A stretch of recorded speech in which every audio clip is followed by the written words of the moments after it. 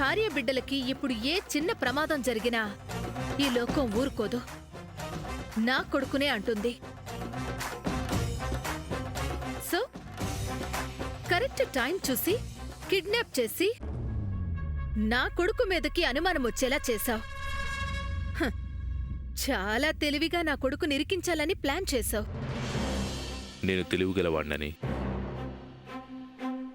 మీరు చాలా తెలివిగా నా చేత నేరం ఒప్పించాలని చూస్తున్నారు.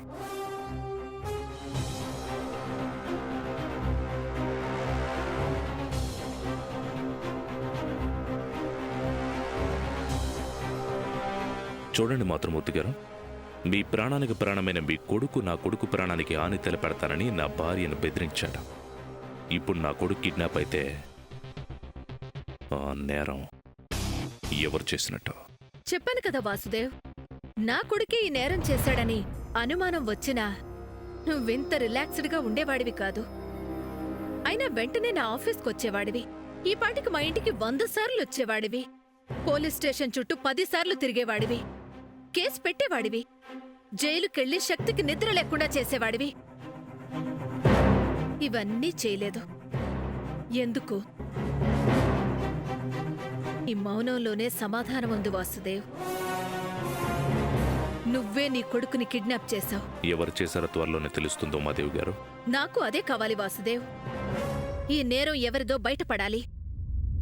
ఆ తర్వాత నా కొడుకు జైలు నుంచి బయటపడాలి. అప్పుడు నా కొడుకు తప్పు చేశాడు కాబట్టి శిక్ష అనుభవిస్తున్నాడు. అందుకే నేను మౌనంగా ఉన్నాను. కాని ఇప్పుడు ఏ తప్పు చేయకుండా శిక్ష పడుతుందంటే నేను చూస్తూ ఊరుకోను. ఈ నేరం చేసిన నిన్ను బయట పెట్టిస్తాను. దోషిగా నిరూపిస్తాను.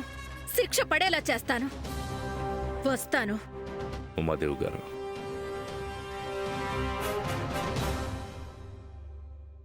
All the best.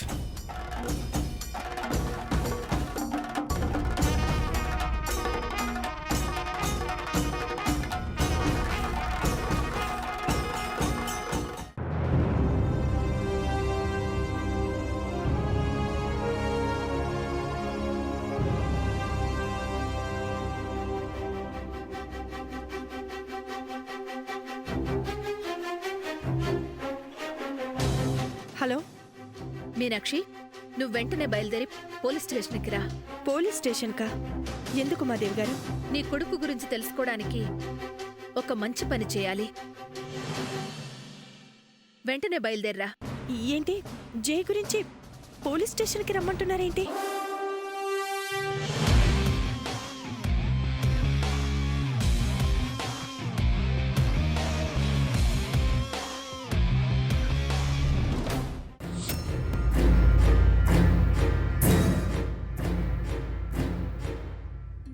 రా మీనాక్షి, రా.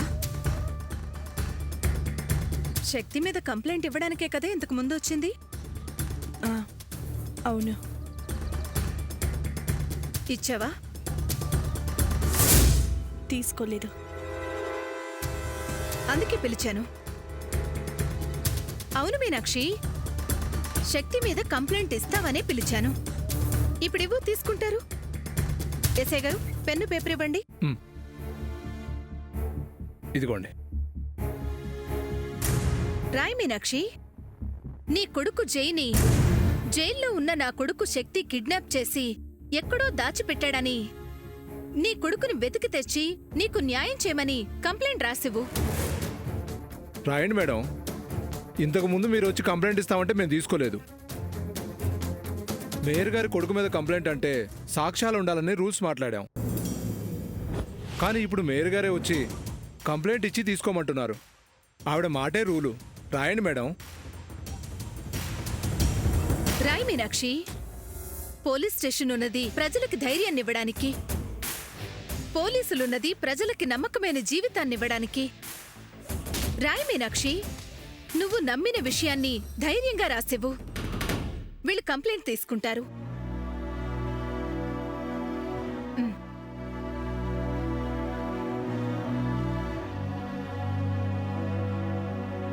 రాయ్.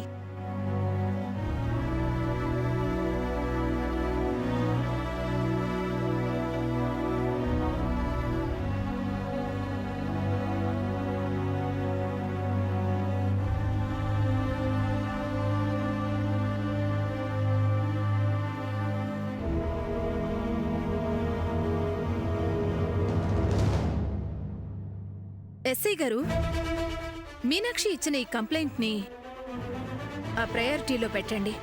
వెంటనే ఎంక్వైరీ స్టార్ట్ చేయండి. వాళ్ళ అబ్బాయి జైని నా కొడుకు శక్తి దాచిపెట్టాడని తేలితే వెంటనే శక్తి మీద కేసు పెట్టండి.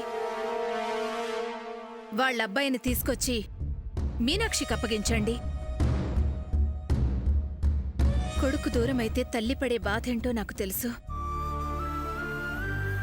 ఇలా ఇంకో తల్లి బాధపడకూడదు. Start enquiry immediately. Okay madam. SI గారు, ఇప్పుడు నేనిచ్చే కంప్లైంట్ రాసుకోండి. మేడం, అవును ఎస్ఐ గారు, మీనాక్షి తన కొడుకు గురించి తనకి డౌట్ ఉన్న వ్యక్తి మీద కంప్లైంట్ ఇచ్చింది. ఇప్పుడు వాళ్ళ అబ్బాయి గురించే నాకు డౌట్ ఉన్న వ్యక్తి మీద నేను కంప్లైంట్ ఇస్తాను. నోట్ చేసుకోండి. మీ డౌట్ ఎవరి మీద మేడం? జై తండ్రి, మీనాక్షి భర్త వాసుదేవ్ మీద కంప్లైంట్ రాసుకోండి ఎస్ఐ గారు. చెప్పండి మేడం. ఈ నగర మేయర్ ఉమాదేవి అనబడే నాకు నగర పౌరుల రక్షణే కర్తవ్యం. కనుక ఈ నగరంలో ఒక సాధారణ పౌరురాలైన మీనాక్షి అనబడే మాతృమూర్తి నుంచి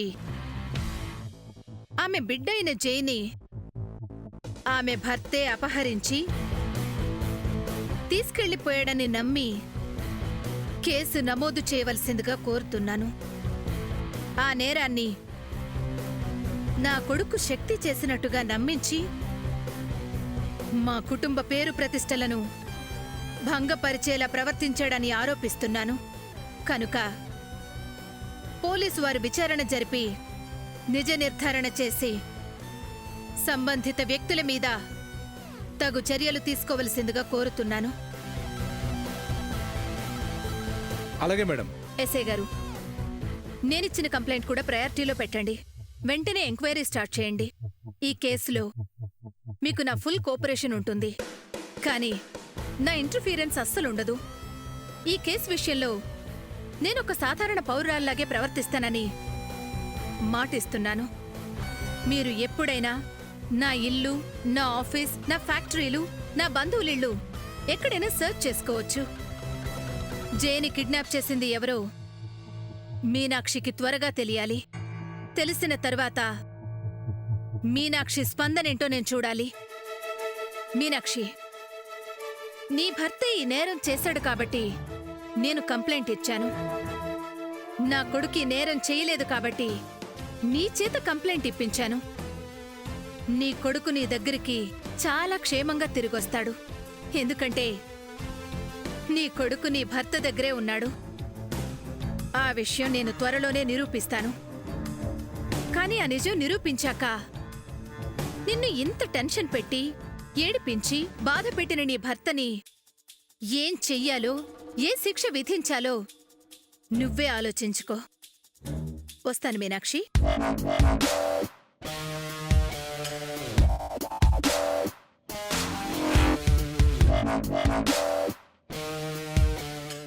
జై ఏమయ్యాడు? జైని మీరు వదులుతారా లేదా అని. జై మీ దగ్గర ఉన్నాడన్నదే నిజం.